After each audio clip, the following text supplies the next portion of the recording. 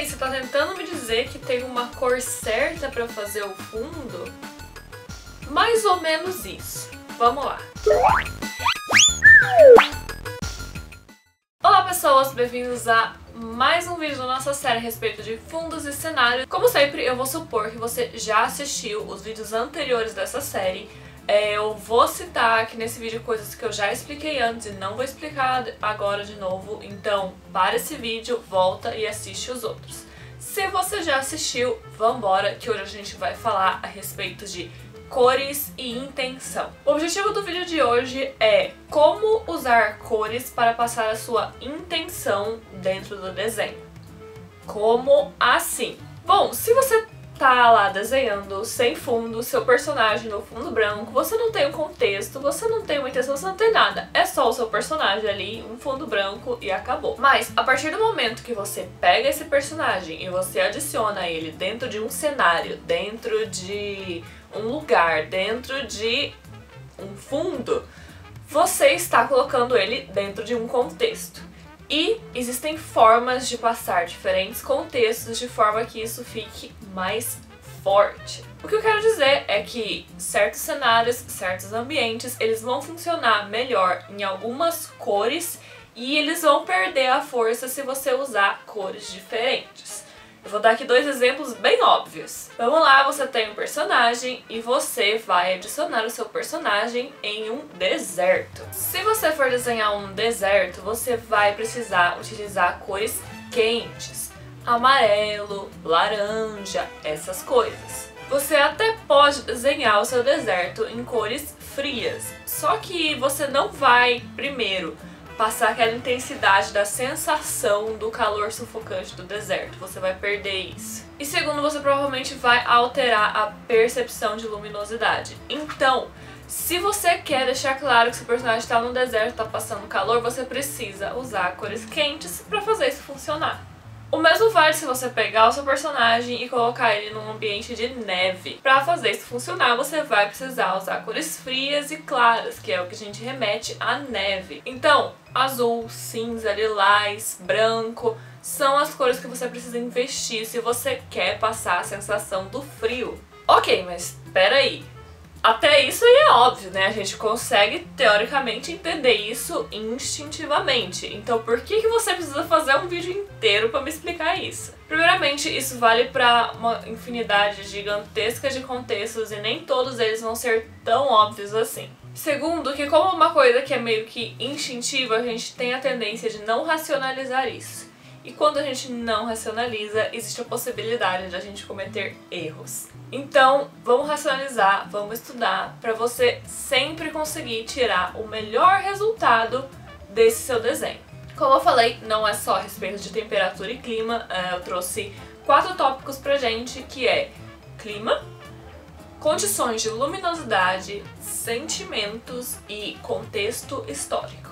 Vamos falar sobre cada um deles. Bom, nosso primeiro tópico, clima e temperatura, é o mais fácil, é o mais óbvio, é que vocês provavelmente vão ter menos erro na vida de vocês, mas como eu disse, é sempre bom dar aquela racionalizada para garantir que vai sempre ficar massa. Então, a base eu já passei para vocês. Se você está num clima mais quente, mais sufocante, você vai usar cores quentes. Se você quer passar um clima mais ameno, mais frio, você vai investir mais em cores frias. Uma divisão fácil de fazer, no caso do clima, é aquela divisão clichê das 4 estações do ano. Que é uma coisa que a gente não tem muito aqui no Brasil, mas quando a gente está falando em escala mundial, as pessoas elas trabalham com clichês mundiais. Então, assim, ai, mas no Brasil não tem outono, não tem folha caindo, alaranjado, bababá. Só que se você fizer isso, as pessoas vão te entender em qualquer lugar do mundo. Então, assim, a gente, para as coisas funcionarem, é sempre legal a gente investir em clichês. Então vamos lá, quando a gente tá falando de verão, as cores que a gente costuma relacionar são, obviamente, cores quentes pelo calor, então bastante amarelo, principalmente. E a gente também vai ter muito o rolê do azul, porque verão a gente relaciona muito com mar, céu azul. Então verão pode juntar aí amarelo e azul, que fecha bem e passa bem a intenção. Outono, a imagem clichê que a gente tem de outono é o das flores caindo, das folhas caindo. Então a gente vai para aqueles tons avermelhados, alaranjados, amarelos, marrons, que é o que o nosso cérebro relaciona com o outono.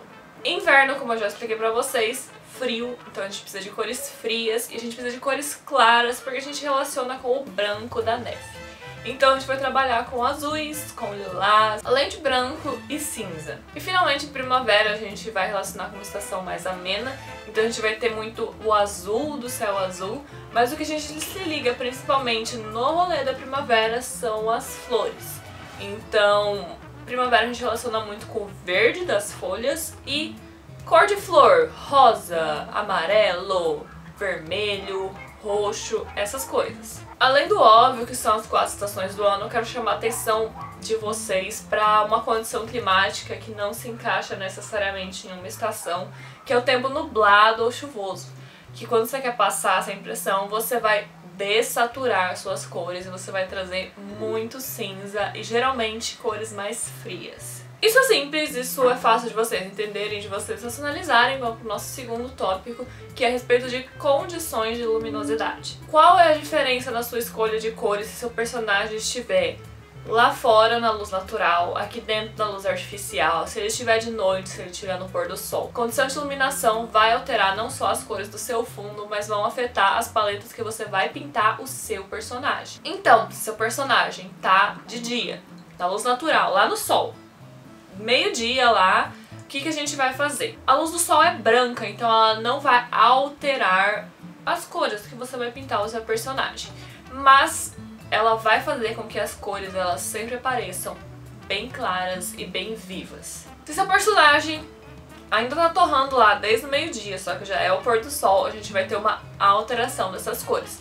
Porque no pôr do sol, devido a condições atmosféricas, isso não importa, a luz do sol ela vai ficar mais amarelada. Ou seja, a gente vai trabalhar mais com cores no espectro do amarelo, laranja, vermelho, pode até puxar um pouco para um magenta e levar até o roxo lá nas condições mais distantes do sol. Mas o importante é que sejam cores quentes, e como a cor da luz do sol vai estar alterada, ela vai alterar as cores que você vai pintar o seu personagem e você vai puxar todas as suas paletas um pouquinho lá pro amarelo e laranja. Isso vai acontecer até com partes de cores frias. Se você tiver, por exemplo, uma peça de roupa que é azul, ela não vai parecer azul, você vai puxar um pouco para amarelo e ela vai ficar um leve esverdeado.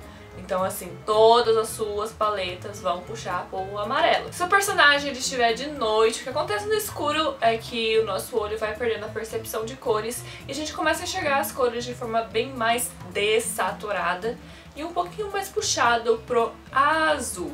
Com essa percepção em geral, você não só vai usar essas cores escuras, dessaturadas e azuladas no fundo, as paletas do seu personagem também vão puxar e tender para esse espectro. E por fim, se seu personagem estiver na luz artificial, é uma coisa meio parecida com a luz natural, com exceção de que a maioria, a gente tem variação nisso, mas a maioria da luz artificial que a gente usa hoje em dia, ela tem um caráter frio. Então você vai ter a mesma coisa lá de fora, vai ser brilhante, vai ser saturado, porque tem uma luminosidade intensa, só que como a nossa luz ela não é branca, ela vai ser mais fria.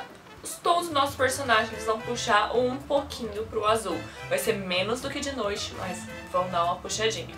Nosso terceiro tópico é a respeito de sentimentos, e eu sei que provavelmente tem gente confusa, tipo, como é que eu vou usar o meu fundo pra passar um sentimento, mas eu vou dar um exemplo fácil que eu acho que todo mundo conhece. Sabe nos animes? Principalmente em anime shoujo, quando aparece o interesse amoroso do protagonista, tipo assim, aparece o carinha bonitão lá que a menina vai ficar no final. O cara aparece, aí o cara vira assim, aí de repente todo o fundo fica cor de rosa e brilhante, tudo tem glitter, tem umas flores assim em volta, saca?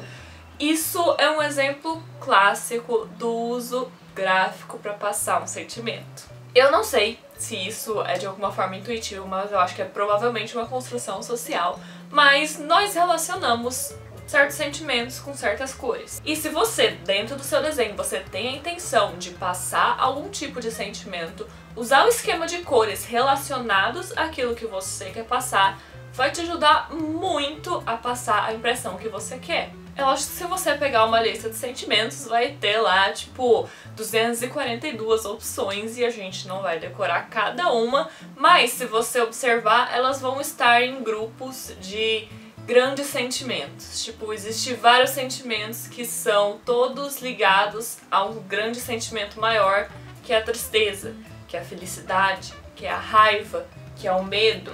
Então eu vou passar pra vocês o esquema desses grandes sentimentos e quando vocês estiverem lidando com coisas menores e mais específicas, vocês tentam encaixar dentro desses sentimentos maiores. O primeiro eu já falei pra vocês, amor e paixão, é muito relacionado com cor de rosa e vermelho. A alegria é muito relacionado com cores quentes e vibrantes, principalmente amarelo. Tristeza, ao contrário, é muito relacionado com cores dessaturadas e frias, então cinzas, azuis, roxo. O medo também é altamente relacionado com azul e roxo, porque também é um sentimento negativo. Raiva é um sentimento muito relacionado com vermelho. Nojo é um dos poucos sentimentos que a gente relaciona com verde.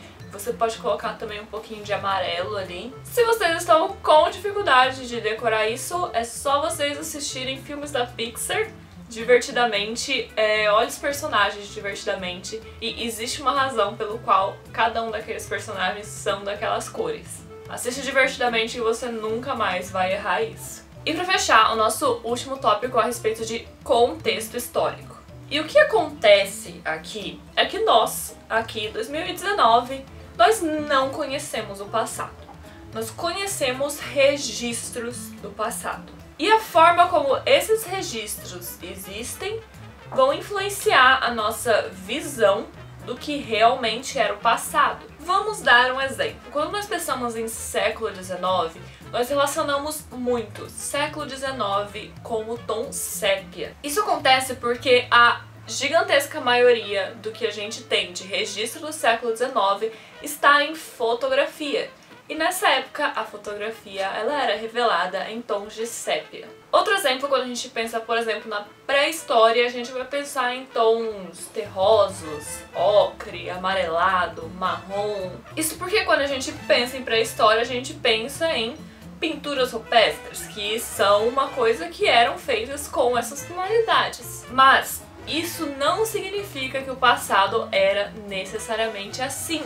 Não existe nada que indica que os homens pré-históricos viviam num mundo que só existia ocre e marrom avermelhado. É óbvio que não, eles viviam no mesmo mundo que a gente. O céu era azul, as flores eram cor-de-rosa, as plantas eram verdes. Inclusive, existe um exemplo que, assim, a nossa percepção, ela é absolutamente errada, inclusive no próprio registro, que é quando a gente fala de Grécia. Quando a gente pensa em Grécia, a gente pensa naquelas estátuas de mármore branquinhas, tudo muito clean, o Partenon, todas aquelas coisas, todas construídas em mármore branco, aquela coisa limpa e bonita e branquinha. Só que análises feitas de raio-x nessas estátuas, nessas arquiteturas, revelam que, na verdade, os gregos, eles pintavam essas estátuas. Então, o mundo grego não era uma coisa branca e limpinha e bonitinha. O mundo grego era extremamente colorido.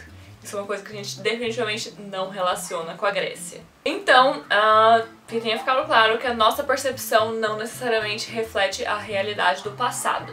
Mas, quando a gente tá fazendo uma representação gráfica e a gente tem a intenção de passar alguma coisa, a gente geralmente precisa recorrer ao clichê para que a maioria das pessoas do mundo compreendam. Então eu fiz uma lista aqui, obviamente, que eu não vou pegar todos os períodos históricos de todos os lugares do mundo da humanidade, mas eu peguei uma lista, fiz algumas coisas aqui pra gente entender qual é o esquema de cores mais ou menos quando a gente quer representar cada uma das épocas. Antes de passar o nosso esquema, eu quero lembrar uma coisa importante. Se você quer representar uma época histórica de forma fiel, não adianta só você aplicar essas cores, você vai ter que fazer uma pesquisa, você vai ter que entender a estética da época, você vai ter que entender a moda da época, você vai ter que entender como as pessoas se vestiam, se arrumavam, faziam objetos. Então, assim, Não é simplesmente você adicionar tipo uma cor neon e querer falar que é anos 80. Você precisa estudar como era nos anos 80 em geral. Então vamos lá, como eu já falei pra vocês, pra história a gente vai relacionar com tons de ocre, marrom, marrom avermelhado e tons terrosos em geral. Egito a gente vai relacionar com amarelos, dourados e azul. Grécia e Roma, como eu já falei pra vocês, a gente relaciona com o branco do mármore, mas a Grécia especificamente também tem aquela estética em branco e ocre da cerâmica grega. Quando nós estamos falando de civilizações vikings ou outros bárbaros em geral, a gente vai falar também muito de tons terrosos, tons pouco vivos, cinzas, beges, marrons. Bizâncio e Império Bizantino em geral, dourado, azul e vermelho. A Idade Média eu acho que é um tópico meio interessante porque a maioria da percepção que a gente tem a respeito de diversas épocas se vem a partir do registro que a gente tem da época, tipo pinturas realizadas naquela época, roupas que a gente tem preservadas daquela época, objetos daquela época. Mas no caso da Idade Média, aconteceu um cara chamado Tolkien, não sei se vocês conhecem. E a Idade Média, ela foi amplamente utilizada pela cultura pop nos últimos 100 anos e se criou uma imagem dentro da cultura pop da Idade Média que na verdade ela meio que passou por cima dos registros da Idade Média e o que realmente é a Idade Média. Então a gente não tem a imagem da Idade Média como, por exemplo, uma iluminura medieval. A gente tem a imagem do RPG. A partir das imagens do RPG, a gente relaciona a Idade Média muito com verdes, vermelhos, cinzas e tons terrosos. Quando a gente entra no Renascimento, a gente já vai voltar para as nossas representações da época, no caso a pintura da época, e a gente vai ter tons terrosos naturalmente, só que a gente vai ter esses tons terrosos relacionados a coisas bem coloridas, geralmente em tons meio claros, meio pastéis. Em contrapartida a isso, quando a gente entra ali no final do século XVI, século XVII, a gente vai ter uma inversão disso. E entrando no Barroco, a gente vai ter preto, a gente vai ter cor escura, desaturada e muito vermelho. Século XVIII já é rococó, então a gente vai migrar ali pros dourados, pras cores claras, pras cores pastéis. E finalmente, século XIX, eu já falei pra vocês, tons de sépia devido à fotografia. E também a gente tem uma representação muito forte da era vitoriana na nossa cultura a partir de tons escuros, fechados, que na verdade era meio que a moda da época, só que a nossa cultura pop aumentou isso muito mais do que realmente era. A primeira metade do século XX a gente vai relacionar com preto e branco, não só por causa da fotografia, mas também por causa do cinema. Então ali até a década de 50, mais ou menos, tudo era feito em preto e branco, era muito caro produzir filme colorido, então a gente tem essa relação, registro preto e branco com a época. Em compensação, a segunda metade do século XX a gente vai ter cor pra caralho. Então quando a gente tá lidando com coisas tipo anos 70, anos 80, é muita cor, muita coisa colorida, uma cor junto com a outra ali. E tipo assim, principalmente nos anos 80, neon, cores muito vibrantes, muito saturadas. Bom, pra fechar eu quero deixar claro que nada nesse vídeo que eu passei é a regra, o que eu passei nesse vídeo é o clichê. Você pode sim fazer as coisas funcionarem fora dos esquemas de cores que eu passei aqui pra vocês. Só que vai ser muito mais difícil você passar essa intenção. Então, antes de mais nada, estudem e entendam os esquemas que eu passei aqui pra vocês. E depois que vocês já estiverem experts, vocês podem aí tentar fugir um pouquinho aqui, fugir um pouquinho ali. Tá na mão de vocês. Beijos e eu vejo vocês na terça-feira que vem.